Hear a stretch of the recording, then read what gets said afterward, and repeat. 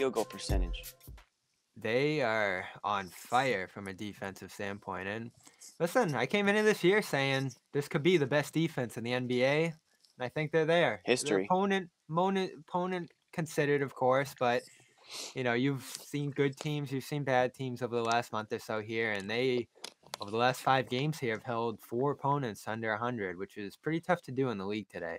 Yeah, I mean, I'm look, thinking too, the way they're calling yeah, basketball this year too plays to how they want to play defense. I think that's helped Horford, Smart, Rob, a lot of these different guys who, are physical players, long players who, want to really dig in on that end of the court. Good quote from Ime. Our defense is suffocating at times, blah, blah, blah, blah, blah, with a pit bull for a point guard. giving Smart that love. Pit bull for a point guard. Smart was phenomenal. Don't tonight. say it. Don't phenomenal. Say it. You know who else was phenomenal? Bobby? Dennis Schroder. I know we're not going to talk about Dennis Schroder all show, but he had a great game. This is a big week for him. Big week for the Celtics. I want to ask about Dennis. Yeah. What they're going to have to do. Every time the Celtics put a performance in like this, I think Wick pulls out more and more of his hair because it's going to be harder and harder for him to justify trading Schroder so that he can go on a $10 million vacation. So, seriously. I can't imagine he's happy with this 6-game winning streak because if they just roll over and died like some people thought they might have, then it's a no-brainer. You go ahead and trade Schroder, get whatever you can, if you can even get anything, and call it a season. But now, listen, Bobby, you just mentioned it. I mean, they're playing like one of the best defenses in the NBA, and that that shows in the stats, that shows in the score column, it shows in the win column. Like they are playing that way. Now, I'm not gonna say that's because of Dennis Schroder, but he's obviously a part of winning when he drops 20-something that he does tonight, and he's one of the guys, along with Jaylen Brown, that kind of had it going offensively early on.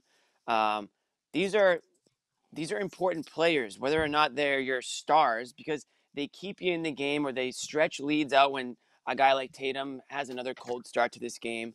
And you just lose them for nothing. I don't know how you can justify it. I don't know how you can justify trading them for nothing. Like, what's the goal there? Like, it's just money. That's that's the dilemma, and this is where it's going to get ugly. It's right now very ugly.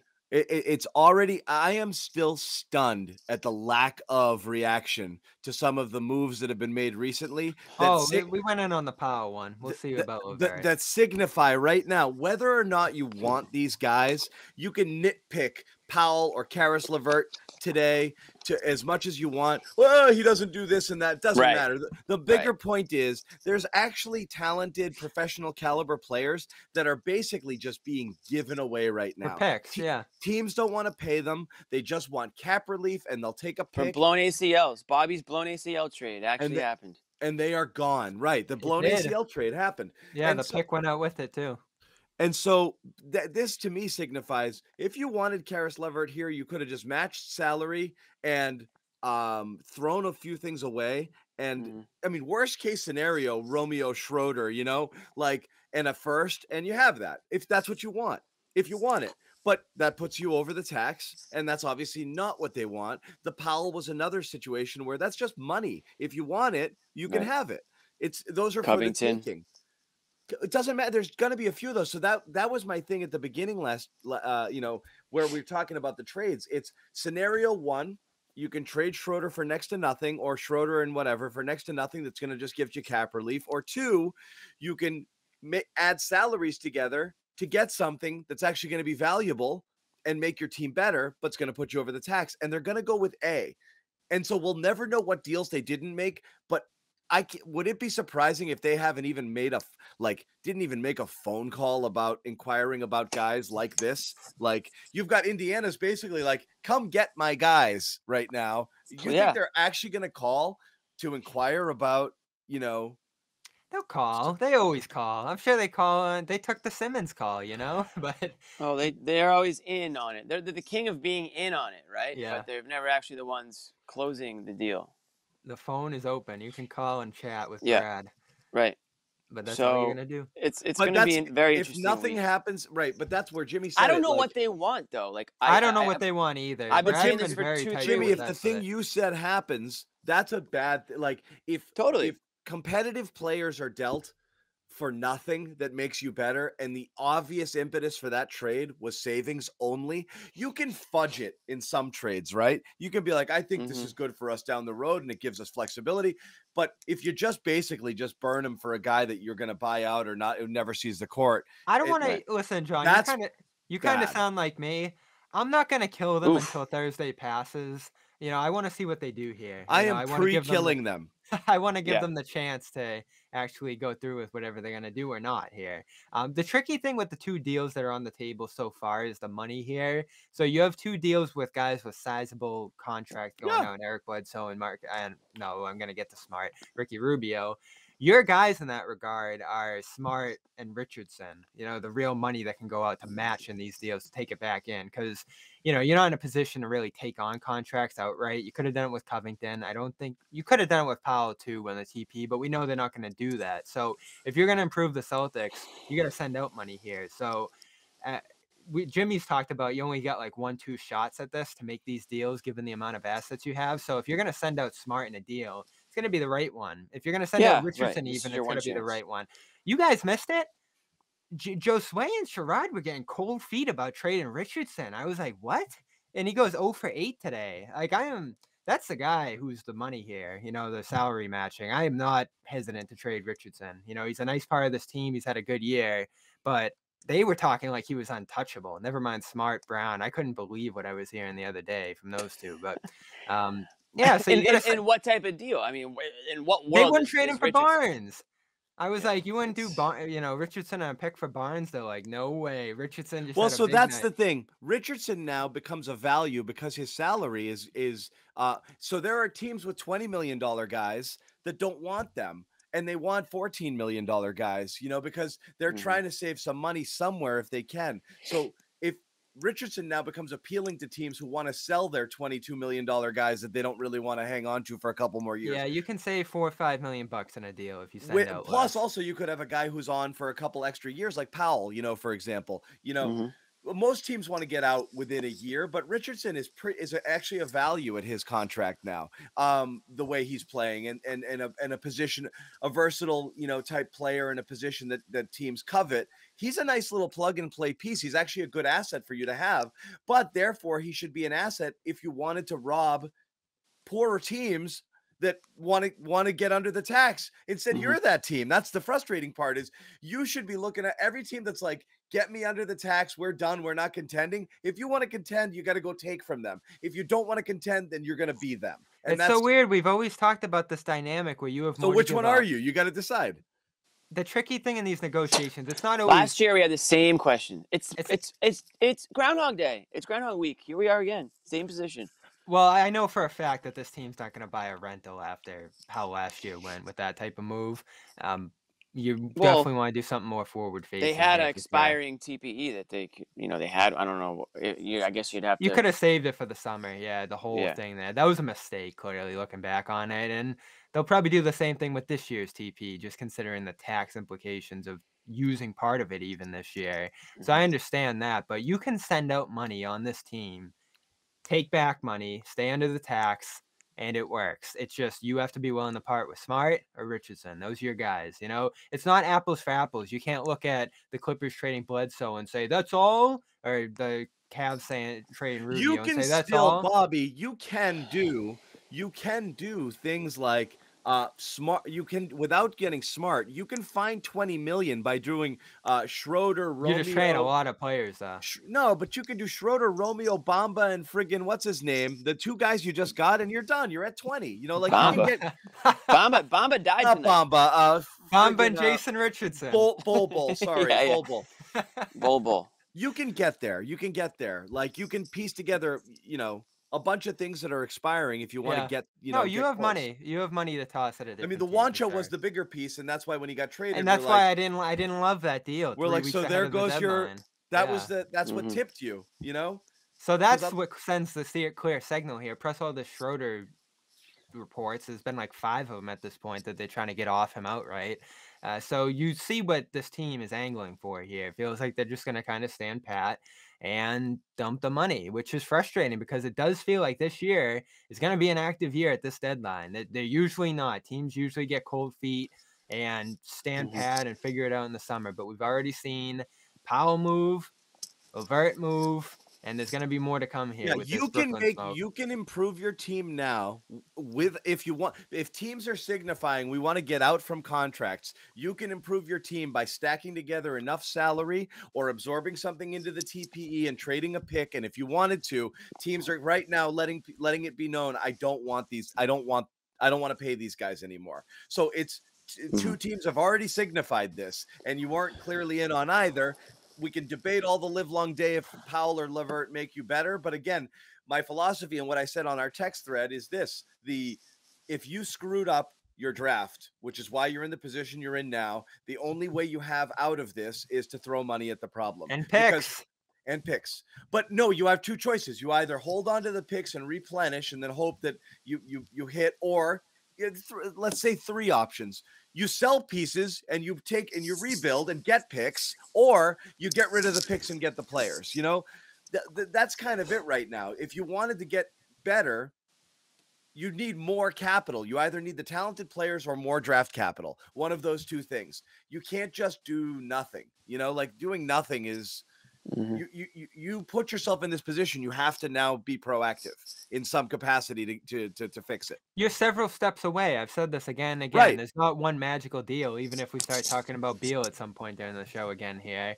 Even a Beal trade doesn't, I think, put you in the conversation again. You're so thin at that point that you don't really have a team. No, You but just have three imagine where they'd guys. be with like a Maxey or a Bain even, like just having hit one pick out of the last 5 would be a huge difference here. That's why they're screwed.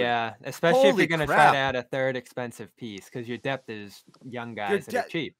If you'd hit 1 out of 5 picks, 4, you'd be okay. I mean, I know you traded one this year, but you've had 5 picks in your possession over the last 3 years. And I hate hearing Horford's name in this whole thing. And you mucked him 6 picks rather, because you traded Bain away. You mucked him, man. So out of 6 picks, you traded 1 to get off of Kemba, 1 to get off of Cantor, and then you drafted Grant, Pritchard, Neesmith, and Romeo. I mean, 0 for 6 with 6 draft picks. Holy crap. And I saw you have to fix that. Yeah, and it's not a conversation. It sucks when you say it like that, Jimmy, right? It sounds awful. Yeah. I'm like, oh God, like stop. Hitting 1 out of 6 of those first round picks. We got to peek at them. We got to peek at a couple of them tonight in a 25-point game, as is tradition. But yeah, I mean, that seems to be the extent of where these guys are at on this roster. And I keep going back and forth on what the Celtics should do, what position they're in. But, every trade they aren't a part of, another contender is. And that, the Cavs got better today. You take a look at the standings, and I know that the Celtics are only a few games behind, like, however you want to frame it. The East is very close right now, and you can say it's wide open, but I just still don't think the Celtics are one of those top tier teams. No, I really don't even think it's that close, despite how well they're playing lately. I think it's great that they're playing great defense, but at the end of the day, it's an offensive, it's offense first league, and in a 7-game series, defense isn't going to win you a championship. No. And for whatever reason this year, Tatum and as much as they do fill the stat sheet from time to time, it's the consistency for me that I can't really depend on those guys to show up in a series or really on a Tatum night-in, and Brown basis. really struggled these last 2 against bad opponents, and that's sort of the story of the year here. Their inefficiency. Part of it's them having to take on a massive load and do a ton, especially Brown at this point from a volume standpoint. The amount of points that he's starting to put up, and I saw a couple of games ago that he leads the NBA in field goals made since he got back from injury, right there with LeBron and others. That's a nice stat this year where availability is important and volume for a team that just doesn't have volume scoring is important. But once you get into a series and you're playing a really good opponent that can go basket for basket with you and their defensive intensity ratchets up, your defensive advantage definitely gets hindered a little bit. I mean, in a game like this, in last game, it was close for a while, closer than it should be against 2 teams like these. And then they just end up missing way more than you do. Orlando couldn't hit shots. The shooting from the Celtics again here, dreadful. Oh, guys, it's so bad. Yeah. Guys, I understand everyone on likes point, Grant Williams. on brand, I mean.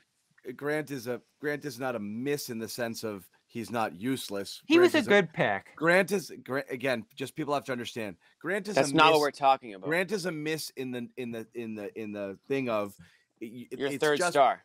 You're looking for hits. You're looking for big hits there. It's not that guy. It's not Grant slander. All I'm saying is it's not a hit. You didn't draft him for that though. You drafted Romeo for that.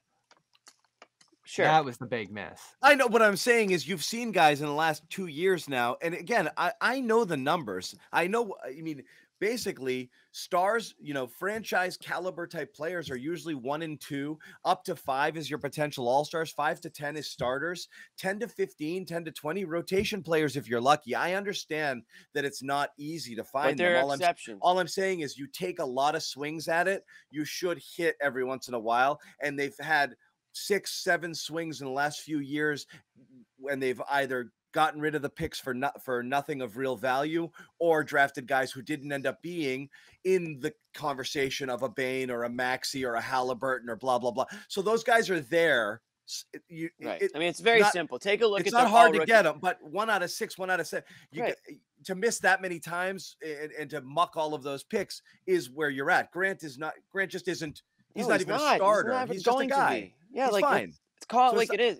Call it what it is. And Yeah. you're not. We're talking about a player that they draft that really exceeds, what a lot of people had thought, or maybe he had some hype coming in the draft, and he actually did live up to it. And wow, this guy really is, really is the real deal. You can go around the league and find guys like this. I mean, take a look at the All-Star game. You're going to have the rookies versus the Rising sophomores. Stars game. You see any Celtics players in those games? Not only that sophomore team, that's the biggest kick in the what. That sophomore team it could have been Celtics. has 7 players that were available to the Celtics. Like if you had 1, 2, or 3 of those, right now you're talking about a team with 2 stars. Dude, and there you go. Exciting young players coming up behind them, and oh my God, the future's so bright. How are they going to fit all these guys in? Feel here. Yeah, how it used to feel when Tatum and Brown were up, and you had the established guys. Right.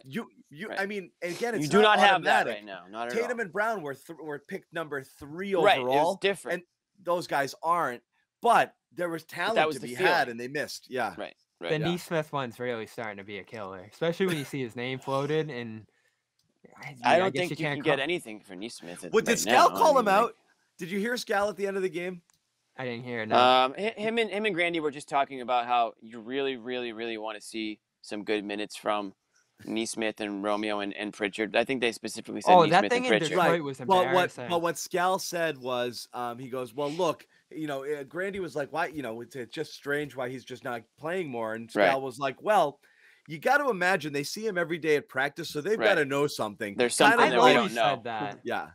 Yeah, it's like there's something that they don't like that we don't know about or something like that. Like everyone screams online every day, why isn't he playing these guys? I mean, he knows what he has to some degree. And, there's contractual stuff and politics and this and that do go into it. But we've seen these guys for a couple of years now, too. And then you get your opportunities. And I say this about Pritchard, too, who I love.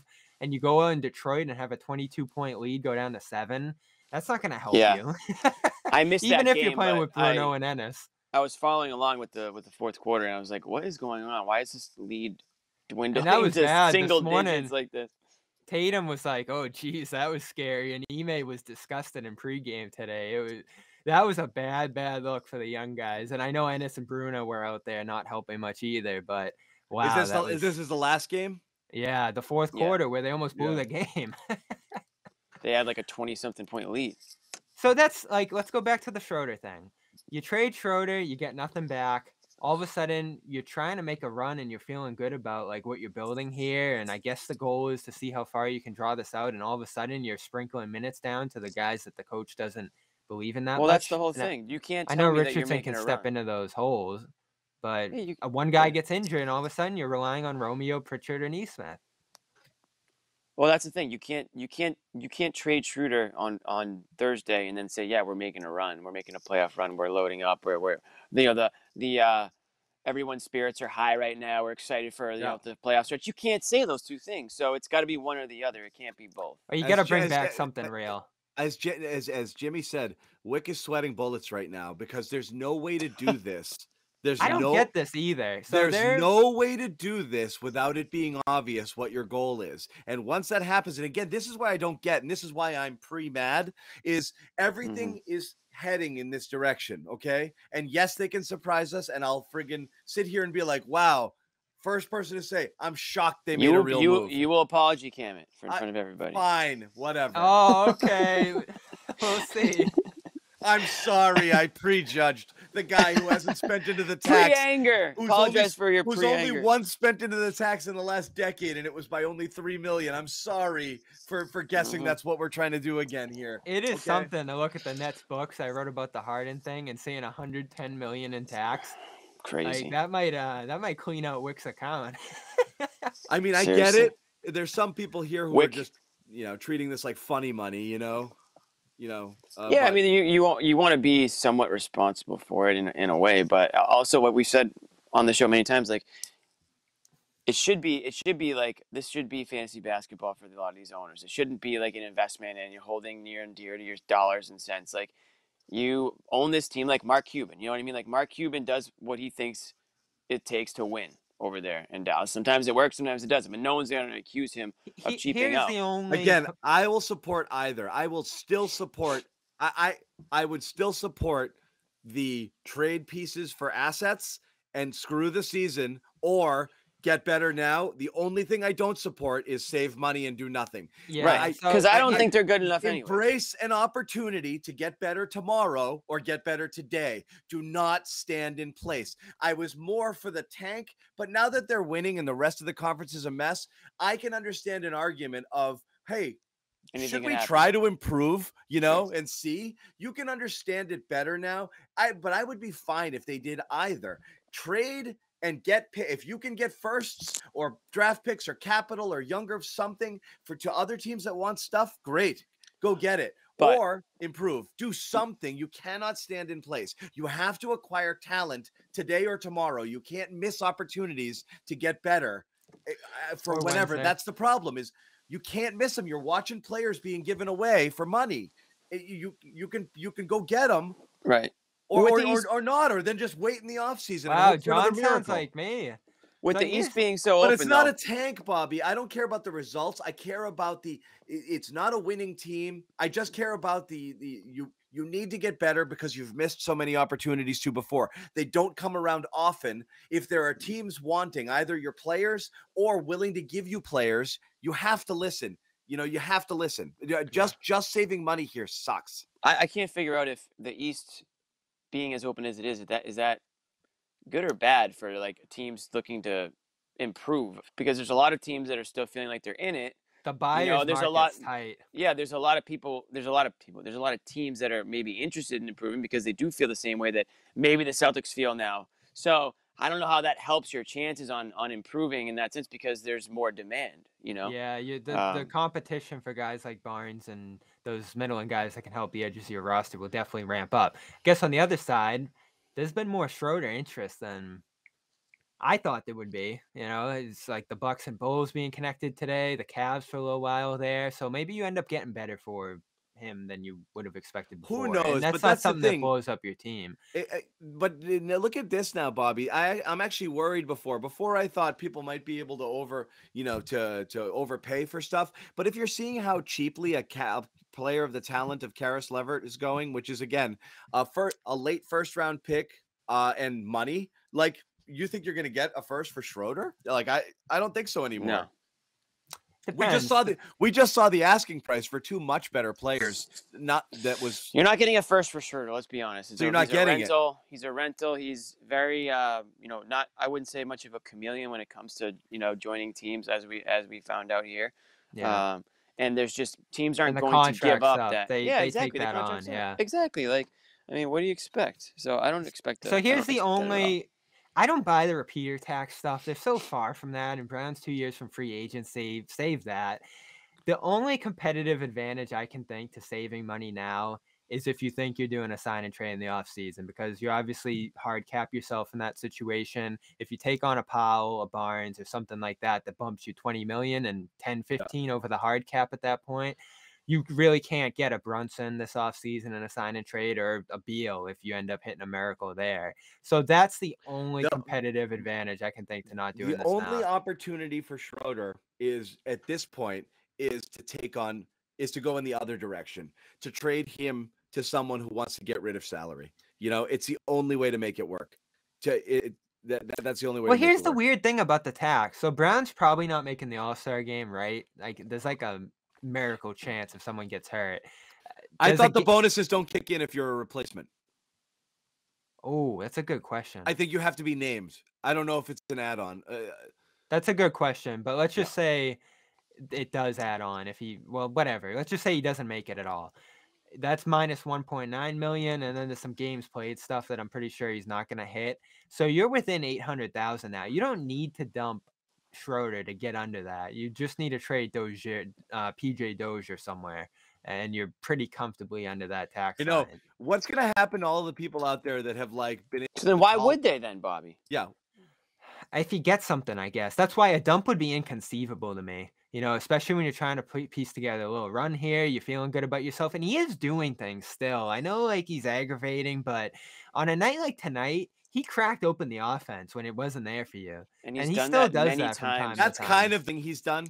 The best Yeah. thing he's done is when things kind of stall or the Jays aren't on and they can't or figure if out. Smart gets hurt, he's perfect stepping into that role. As infuriating as Schroeder is for a million of the things that he does, still the number one NBA skill is shot creation, and you just don't have very many people Putting who the do ball that. in the net. It's just the ability to create your own shot. When you don't have guys who can do that, and everything is stalled, having a guy who can do that is great.